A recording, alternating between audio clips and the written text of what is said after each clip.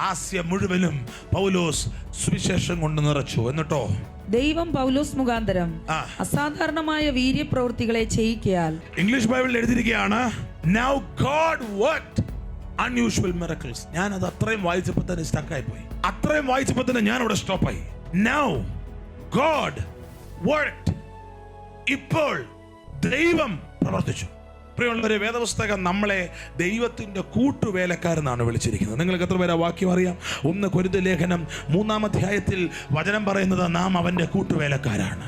ദൈവത്തിന് തന്നെ പ്രവർത്തിക്കാൻ ഒക്കത്തില്ല, ഒരു കൂട്ടുവേലക്കാരന്റെ ആവശ്യം ദൈവത്തിനുണ്ട്. കാരണം 115-ാം സങ്കീർത്തനത്തിന്റെ 16-ാം വാക്യം വായിക്കുമ്പോൾ ബൈബിൾ പറയുന്നു, സ്വർഗം യഹോവയുടെ സ്വർഗമാകുന്നു, ഭൂമിയോ അവൻ മനുഷ്യർക്ക് കൊടുത്തിരിക്കുന്നു. സ്വർഗത്തിന്റെ പ്രത്യേകത എന്താ? സ്വർഗത്തിൽ ദൈവത്തിന്റെ പെർഫെക്റ്റ് ഇഷ്ടമാണ് നടക്കുന്നത്. ദൈവത്തിന് ഇഷ്ടമല്ലാത്തതൊന്നും സ്വർഗത്തിൽ നടക്കത്തില്ല.